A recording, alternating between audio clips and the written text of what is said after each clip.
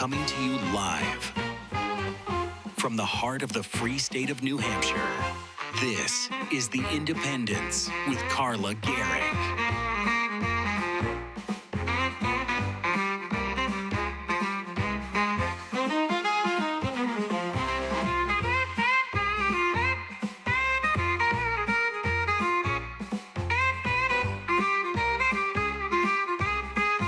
And now, here's your host, Carla Garrick.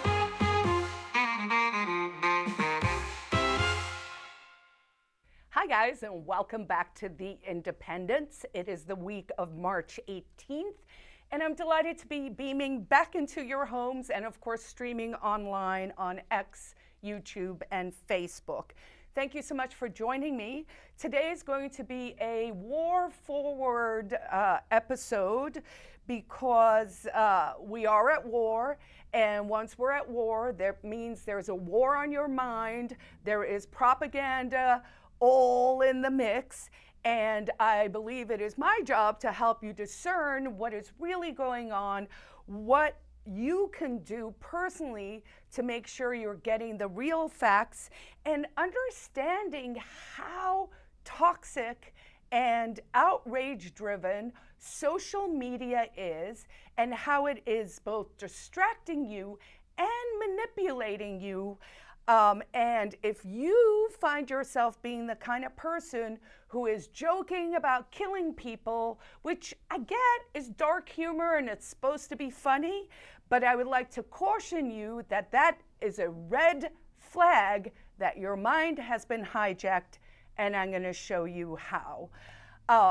I was in South Carolina over the weekend visiting my father. We had planned a belated 80th birthday party because no one could get there in February. Unfortunately, my niece broke her knee, so my sister had to go. Anyway, long story short, it was just me, my dad, and my brother-in-law over the weekend.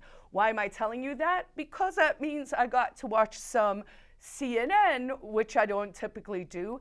Indeed, I don't really watch mainstream news or television at all. And so every time I do, I'm literally gobsmacked at the nonsense on TV. And it is very evident when you are not part of the propaganda news cycles, whether it's Fox or whether it's CNN, how distorted the way we are communicating things are. It also meant that I, on the way home, at the bookstore, stopped and got a few magazines. I used to subscribe to The Economist for many years and stopped when it kind of started getting a little out there and very annoying with sort of narratives, forms of propaganda. At the time, it was a lot of the climate change stuff. But since I was traveling, I thought, let me grab this, and I grabbed the Vanity Fair as well. And it is true. We are in a war with no strategy. Also, while sort of flipping through the TV channels there, I was shocked and appalled at the press conferences that Pete Hegseth, our Minister of War, I suppose is his role, was giving, because it really almost seemed like a literal clown show. Like the guy seemed like he was a character from a bad movie or a good movie, a satirical movie, where he was playing the role much like "thank you for not smoking" or "thank you for smoking," sort of a lobbyist kind of role, where he was talking in his neat little suit and he's just like, "Don't worry, we got it." Well, as far as I can tell, they don't have it. So first of all, if it is true, as being claimed on social media, that no one had a plan for when Iran might close the Strait of Hormuz, then you should get fired. Because if no one thought of that, I don't know what to tell you. It is such an obvious thing that would have happened, and that indeed did happen. And what is the impact of that closure? Isn't just about oil, although this is a war for energy. It is always a war for energy when we're mucking around in the Middle East. But many other products, vital products for food production, nitrogen and urea have to come through. More than 20% of the world's fertilizer comes from that region. There is a very short growing window. So if that fertilizer does not get out of the strait, then many places will not be able to grow food for this season, which of course will have severe knock-on effects, including potential famines. That is just one example. Turns out there's a lot of chips that go through there, a lot of important metals, right? So the fact that these people from the administration can get up there and just kind of blasely claim they know what they're doing does not appear to be the case. All right, so also on this trip, I had a few extra hours, so I actually sat through the entire conversation with Bret Weinstein and Tucker Carlson on a podcast where they sort of discussed what they perceived was going on. Subsequent to that, if you haven't followed this part, Tucker Carlson is now being investigated by, I believe, the CIA or, well, the FBI for being a foreign agent because he traveled to the Middle East and interviewed various people as this war plan was developing. So I highly recommend maybe listen to that conversation, go hear what that's about. So Tucker Carlson apparently now will be having Joe Kent on his show very soon. Who is Joe Kent? Joe Kent was the director of National Counterterrorism Center. He worked under Tulsi Gabbard, who all of you may recall we Free Staters brought out a couple of years ago. I have met her several times. She seems like a fairly honorable lady. She, has always had a strong anti-war stance as someone who did see combat, much like this Joe Kent guy. So Joe Kent yesterday resigned from his position as the director of Counterterrorism Center. Why did he resign? He said that there was no imminent threat and that he could not in good conscience continue to work for this administration. So let's stop a little bit at the word imminent. I suggest everyone go Google it. imminent. Do you know what that word actually means? It means about to happen. So do you know what is not imminent? Something that takes 40 years. So you may or may not have seen the clip of Bibi Netanyahu from the 80s routinely claiming that Iran is an imminent nuclear threat. So why am I going to harp on this particular word? Because words matter, and words and the truth are the first thing, or the first or second, well, the true saying is the first casualty of war is truth, right? But we have to look at the definitions of words so that we can make up our minds about who is lying to us. So Bret Weinstein this morning shared this article. The article is called Weapons of Mass Distraction: How Cognitive and Influence Warfare is Being Waged Against You. This was written by someone, I'm going to assume this is a nom de plume, called Champagne Joshi, and you can find the work on We the Free Substack, We the Free Substack. So weapons of mass distraction. So of course there we hear a play on words from distraction back to weapons of mass destruction, which is the last time an American administration lied you into war, like they did with this war, because there was no imminent threat, and apparently there was no plan. This is a disaster, and no one should be supporting this war. So I highly recommend folks go read this article. It is very long. It will give you a sense of sort of the mind control that is going on with this whole thing. But the first part I want to talk about is the following. So the story we're being told about this war is that America at the behest of Israel, and Israel, this is an Israeli war that has really no substantive benefit to America, and we should defend the guard. So they initiated an offensive campaign as purely defensive, preeminent, and morally necessary. So let's stand still with the words offensive and defensive for a moment, right? So the claim is there was this imminent threat, and so they had to be taken out. Now, I've already proven there was no imminent threat, because you can't say something is about to happen forever. That is lunacy on the face of it, right? So defensive is supposed to be like self-defense, i.e. something is literally about to happen, this guy's about to punch you in the face, and you push him away. That's self-defense, right? We used to call it the Department of Defense. Under Trump, I believe it was the second term, but they changed the name to the Department of War. Now, at the time, I thought they were just, flexing their muscles and being like the bros, right? But no, it turns out they are the Department of War. So they are saying that they're behaving defensively while actually behaving offensively. And just because I love the English language, that one can be spelled with an S or a C. I find war offensive in the true sense of the word, as in it offends my sensibilities, and it should offend your sensibilities as well.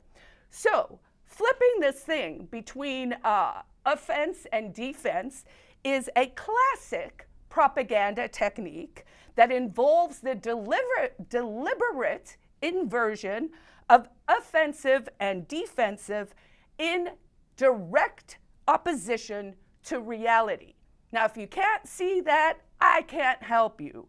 But all three of the LLMs on Grok, by the way, side note for a second, I do enough work with Grok to parse things out, and I'm very skeptical, so I will, do a 30-question query to really get to the point I'm trying to get at.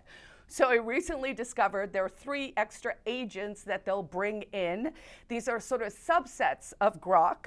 They are called Harper, Benjamin, and Lucas. Extra side note, apparently Harper, yes, is from To Kill a Mockingbird. Benjamin, yes, is Benjamin Franklin. And Lucas, I believe, although I couldn't really find a confirmation of this, is for Star Wars. So that's very cute. But all 3 of these agents or sub-agents of Grok independently confirmed this cross-referenced historical and analytical sources that they always do this flip between offensive and defensive. It's a core tactic. An initiating party, the one launching first-scale strikes, portrays its action as purely reactive, morally righteous, and necessary to prevent an imminent harm. This flips objective reality. Offensive campaigns, you fired first on a massive scale, which is exactly what happened, becomes preeminently necessary. So it is a magic trick that they do in plain sight, and it is up to you to not accept that. All right, so it's a classic because it's a linguistic and moral flip. Offensive sounds aggressive and optional, whereas defensive makes you sound like it's obligatory or heroic. So under just war theory, of course, which is, when people say, oh, I can't attack you before you attack me because I'm stopping evil, well, sort of disregarding that, in war, all blood runs red. So public and media are far more willing to back a defensive fight than a naked offensive one. So there's a way to get everyone on board and to be like, oh, yay, we got to go do this thing. All right, so this technique works because it bypasses scrutiny. Who wants to debate if it was defensive or not? I haven't even heard a conversation about that. It also pressures critics like me because suddenly I become unpatriotic, and it splits the enemy population because we can say things like, we're liberating you from the regime. So, can something be imminent for 40 years? No, it literally can't, okay? So under the UN Charter and under international law, imminent actually means something, and it means an attack or a danger that is instant, overwhelming, and leaves no time for deliberation. Now, they may not have had a plan, but they should have had some deliberation before they sallied forth into this disaster. All right, so that's sort of where I'm going to start with, but here's the nut of what I want to discuss today. People in my sphere, and it's very common that I am seeing, is people have gotten into this vibe where they love joking about killing other people. Now, maybe you've got a dark sense of humor. I have a dark sense of humor, but it's that move, that thing where you start to go, oh, we should drone strike the scam call center, or oh, we should drop a bomb on that, or oh, we should, I saw a tweet last week that was like, oh, libertarian ethical theory says we can murder our political opponents. No, it does not. Crazy authoritarians might believe that, but that is not what libertarians believe.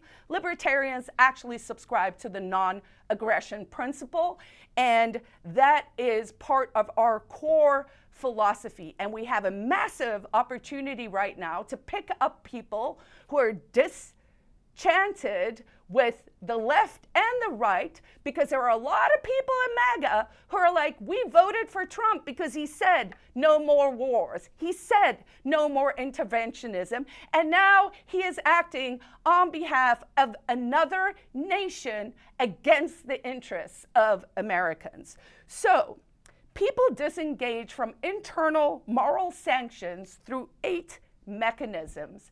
And I want to teach them to you so that you can start to wonder, has your mind actually been hijacked by this thing in your hand?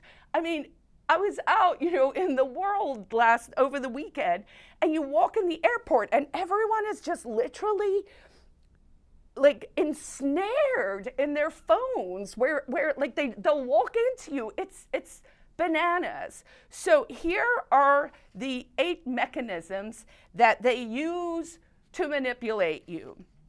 So this is basically where you start to dehumanize other people. So it's where otherwise decent people carry out or tolerate harmful, unethical, or violent behavior without guilt, shame, or self-censure. So it's basically when you can no longer morally self-regulate yourself, because that process isn't automatic and constant. You have to check in with yourself all the time and be like, yo, am I turning into some kind of dirtbag? Oh, am I saying things I don't believe because, oh, clout and laughs? Are you like saying, oh, we should murder our frenemies? Oh, we should murder our political opponents in New Hampshire? If you're saying those things, you have a problem and you need to go change your behavior. You need to check in with yourself a little. So first of all, number 1, moral justification. So framing harmful conduct as serving socially, morally, religious, or ideological worthy purposes. This is when you clowns start saying things like the ends justify the means. This is how it works. Then suddenly it's no longer wrong to kill other people because it's noble and protective and necessary for the greater good. Yes, you guys are actually starting to make those arguments. So if that's you, and if you're looking for phrases that can help you identify it and correct your own behavior, you're looking for words like, oh, I believe this is We got to do this, Carla. It's a necessary evil. We're still the good guys. It's for the greater good. It's protecting our way of life. It's a historical necessity or any other appeal to a higher principle that overrides the actual reality of the harm. Number 2, euphemistic labeling. Definition: sanitizing harmful acts with innocuous or technical or bureaucratic language to make them sound benign and professional. How it works: this label disconnects the action from the human cost. This is crap like collateral damage. Instead of, oh, we killed a bunch of schoolgirls, the American government now has the proud extra thing to add to their checkered history that it is now the purveyor of the most school shootings in the history of the world because they bombed a girls' school and then lied about it. So that, of course, was just collateral damage. Oops, didn't mean to do it. Things like enhanced interrogations instead of calling it torture, which is what it is. So here are some modern examples. Physical removal instead of expulsion or violence. Covenant enforcement instead of coercion. And things like, re-education instead of indoctrination. All right, here are some clues for you. Soft clinical or corporate sounding terms for violent, harmful acts. So new little words for, hurt, kill, exploit, expel. All right. 3, advantageous or palliative comparisons. So this is where you compare someone's harmful behavior with something way worse, making it look trivial or virtuous by contrast. How does that work? Well, at least we're not as bad as X. So the classic example would be, yeah, we bombed them, but look what the other guys are doing. Don't fall for it. What are the cues there? Comparative minimization. Things like, worse things are going to happen if it doesn't. This is better than the alternative. Or it's not genocide when we do it. Like Israel says about Gaza. Number 4, displacement of responsibility. That is when you attribute harmful acts to authorities or to orders or to external pressures. Oh, we love this one. It's like what they did during COVID. Oops, I was just following orders. That, of course, is the Nuremberg defense. It doesn't work. And the clues for that one is I had no choice. The higher-ups made me do it. The group or the boss or the ideology demanded it. 5, diffusion of responsibility. So, spreading the blame so thinly across the group that no single person feels accountable. It's the everyone is doing it excuse. So that is collective action that dilutes individual guilt. Now, let me remind everyone, libertarianism is a philosophy of individualism. We have seen a perversion with collectivism coming into the movement. But again, you don't get to hide behind everyone is doing it, so why can't we? The classic example is the bystander effect in crowds or on corporate boards. And then modern examples are the whole movement is shifting this way, so we just got to go this way too. No, I will not give up the nap. So the clues are we all did it, it's bigger than me, the group says we should do it, or the community voted. All right, 6, distortion, disregard, and minimization of consequences. This is when you minimize, ignore, or distort or deny harmful effects of one's own actions. If you are behaving in a shady fashion, it's on you. And stop hiding behind little factions and stuff. It's you with your behavior. Stand up and be an individual and take the knocks. So how this one works is if the damage is invisible, trivial, or exaggerated, then the guilt doesn't activate. So this is the one where they go, well, that person deserved it, or no one really got hurt. So what are the clues for distortion, discard, or minimization of consequences is when people say things like, it's not that bad, or they'll get over it, or you're just exaggerating your victimhood, or what was the harm that was really done? That, again, is a problem. Number 7, dehumanization. This is where you strip the victims of human qualities so they seem subhuman, deserving of the mistreatment, or not fully entitled to moral consideration. Now, whether you're doing that with a different religion, or you're doing it with a different gender, or you're doing it with a neighbor you don't like, this is where you block empathy, where the target is no longer one of us. So the classic example, of course, from propaganda over the years, we're using terms like invading species, vermin, cockroaches, degenerates, parasites.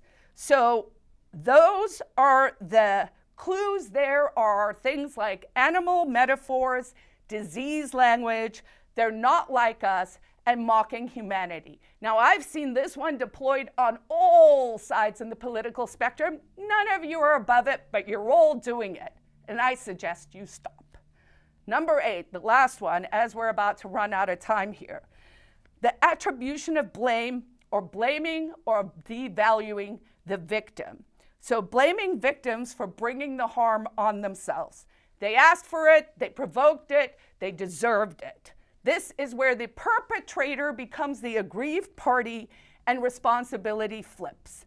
This is where you tell people they deserve it, they should have gotten cyberbullied, the undesirables threaten our culture, they brought this upon themselves.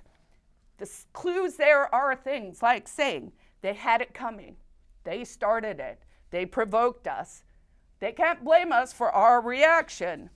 So, if you want to learn how to spot these for yourself, here is the 4-part practical framework. This is a checklist.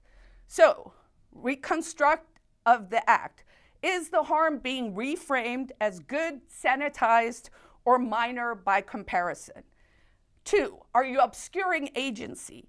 Is responsibility being shifted to someone or something else, or spread so thin that no one is to blame? 3, distorting outcomes. Are consequences being downplayed or ignored? And number 4 is devaluing targets. Are the victims being dehumanized or blamed? So when you're not quite sure what's going on and whether your noggin is being manipulated, ask yourself, what exactly is being done to whom, by which I mean force clarity, who is responsible, and how are people behaving, who's dropping the bombs, who started it. Check agency and diffusion, displacement. And number 3, how are the harmed people being described? So look for dehumanization or blame. I wish I had more time, because obviously I'm fired up about this topic, but I will leave you with that for this week. You can always go to my website, carlagericke.com. I save a lot of these conversations when I have them with the LLMs. I, of course, have a ton of my own content up there. All my shows are there. I have opinions, and I would appreciate a subscribe or follow if you enjoyed this episode. What is war good for? Absolutely nothing. But these days, it's good to ensnare your attention so that they can profit from you. I wish you all peace, love, and understanding. I'll be back again next week.